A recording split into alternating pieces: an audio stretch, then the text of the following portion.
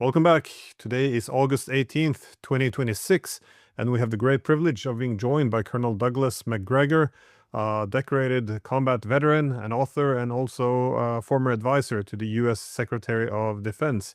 So thank you for coming back on. Oh, thank you. So we appear to be reaching increasingly, critical time in the Ukraine war. I think that the latest PR operation of Ukraine turning the tide. It's run out of steam and reality is setting in. But we see, the Ukrainians aren't really able to intercept any of the Russian missiles anymore. Even the drones are all coming through, and Ukraine is largely now landlocked due to this naval blockade, and many of the very critical front lines are faltering. And again, there's been this gradual escalation throughout this war, but to be honest, the Ukrainian resilience has been kind of impressive, but it has come at a price of throwing all their men into this war and also draining NATO's weapon storages. So, where do you see this heading now?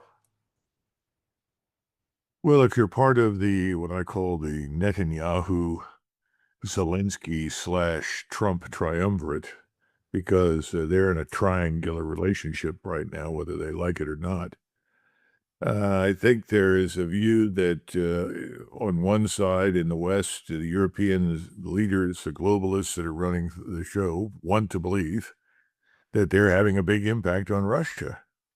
You had 800 drones that managed to penetrate air defenses and ultimately reach targets in Moscow, Volgograd, and another city and do some damage. It's not so lethal that it's putting Russia at risk of going under by any means, although you'd think so listening to the reports.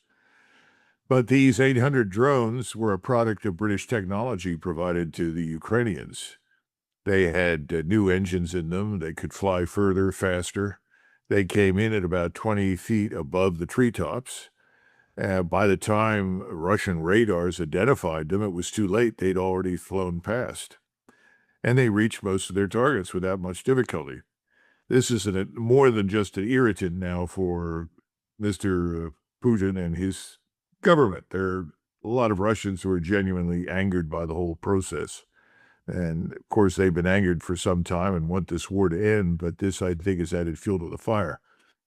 It's also raised the questions in various people's minds, how much more do the Russians take of this nonsense before they finally strike back at the locations where these drones are manufactured in places like Germany or Britain or France or otherwise. Actually, I don't think anything's coming out of France that's very significant right now. So that's one dimension. There's another dimension right now that a lot of people aren't watching, and that is the developments certainly down in the southwest. The Russians are now on the outskirts of Zaporizhia.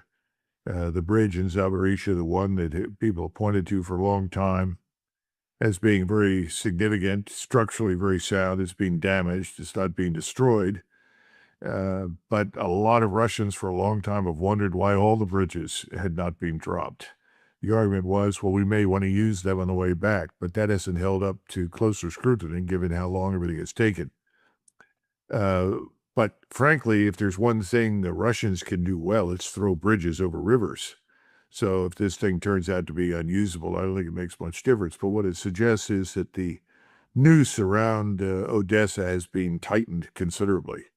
And that is, of course, a lifeline for Ukraine, which is already on life support as it is. That means it's dependent entirely on everything that comes to it through Lithuania or primarily Poland. And of course, Mr. Zelensky's relationships with Warsaw are pretty terrible. The Poles are fed up. They would like to export as many of the Ukrainians as they've got that they can. And at the same time, they're deeply offended by Zelensky's remarks and behavior. Not a good thing for the Ukrainians. I think the population of Ukraine is at least 50% of what it was at the beginning and falling. I'm told there are as many as 10 million so-called old age pensioners. That's not a good sign. And as you pointed out earlier, dragging them into uniform and shipping them east to sit in a trench is a waste of time. Russian forces on the ground are moving very consistently, and I think they'll soon be on the Dnieper River. Of course, I expected that to happen a lot earlier, as did most people. Now, there is an interesting development that's worth mentioning. I'm told by my sources that Gerasimov, that is Colonel General Gerasimov, Chief of the General Staff, will be at the end of his tenure by the middle of September as Chief of the Russian General Staff. A lot of people are wondering what that means. There aren't very many rumors with any substance circulating, but we need to understand that Gerasimov was a key figure in the Prigozhin drama and wanted Prigozhin dead as soon as possible. He subsequently had at least one major general, Russian major general, jailed for effectively challenging him and his conduct of the war. As far as I know, he's alive and still sitting in jail, much to the shame of President Putin, who I think should release the man. I can go back and find out what his name is. But Gerasimov, let's put it this way, is not a particularly popular figure. A lot of people in Russia blame him for the slow, ponderous conduct of the operation. But we have to keep in mind that back in 2021, he was extended for an additional 5 years as Chief of the General Staff, and he's still there, which means that whatever he's done has been comfortable with Putin's outlook. So the question, what happens now? We had all of these speeches that President Putin gave not long ago, insisting, I want an acceleration of operations. I want more offensive action. Everybody gave him a resounding series of applauses. The question is that really meaningful? One source that I trust said, well, there are a lot of people wondering if Surovikin, who is back from Africa and had a very widely publicized and happy office call with Putin, is now going to come out of the dark, step into the light, and become the next Chief of the General Staff. Others have said, no, he's an Air Force officer. That's very unlikely. They'll want another Army general. I don't know, but when this replacement is made, that will tell us a lot about where things are going to go from now on, because Gerasimov has always been associated with a sort of Soviet hangover, the slow, deliberate, methodical way to do business. And that's not something that Putin says he wants. That's not something that the average Russian wants. They want decisive action. So I think when this decision is made, whoever shows up, that'll tell us a lot about where things are headed. But clearly, the Russians are now positioned with all the troops and all the equipment and all the capabilities they need to be very successful. And then finally, this fear of the Europeans entering the war, I don't think it's dissipated, but it has certainly lost some airspeed and altitude. I think there's a growing awareness that the Europeans aren't capable of putting up much and getting much into the fight. In fact, one of my sources tells me that they're more concerned about the use of modernized aircraft, potentially over Ukraine against Russian forces, and they're concerned about any ground force that might show up. And I think it's pretty obvious that since we're having trouble conducting one campaign down in the Middle East against Iran, and we're already running low on all the munitions and capabilities that we would like to have, that our Navy is already overstretched because it's much smaller than it has been in the past. It's very unlikely that if something were to happen in Ukraine, it would cause that state to finally collapse and Russian forces to cross the Dnieper River, that we would do anything, which means the Europeans would be on their own. And the real question is, would the Europeans do anything beyond what they've talked about? I don't think so. And I don't think so because I don't think the Poles would support it. The Polish population doesn't want it. The government is now sick of Zelensky.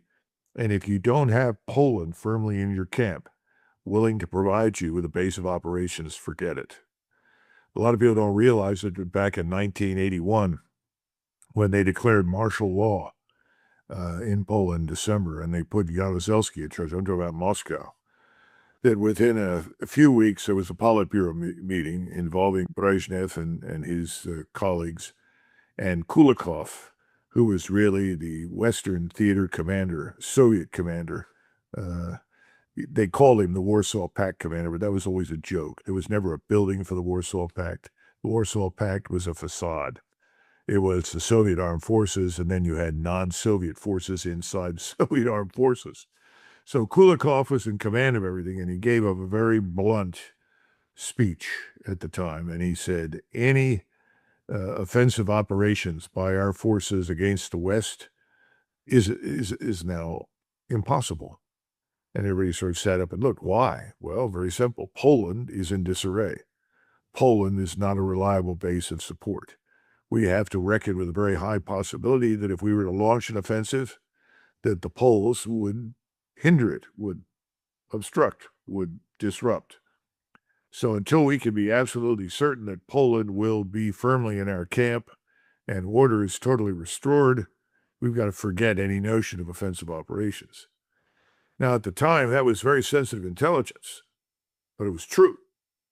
And what's really funny is that we continued to talk right up until the bitter end, when the Soviet state falls apart, about this imminent Soviet offensive operation. And there was no chance whatsoever for that to happen after 81. So Poland is once again playing a very important role, and we should not ignore that. So whatever the German government or the British government or the French government or anybody else says, it's absurd. Forget it. Write it off. It's not going to happen. I think that's beginning to sink in at high levels for the Russians. So we'll have to see who shows up as the next chief of the general staff, but I would think September would be a very important month. Now, what we don't know is how much rain we're going to get, how muddy and miserable it's going to become. We'll have to wait and see. But as long as the ground is reasonably dry as it is at the moment, they could do a lot in September.